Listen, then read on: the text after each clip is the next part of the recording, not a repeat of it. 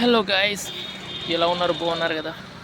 నేనైతే బాగున్నాను కొంతవరకు. అంటే సగం బాగున్నా, సగం బాగోట్లేదు. కారణం ఎలక్షన్ అయిన తర్వాత వర్క్ అవ్వట్లేదు.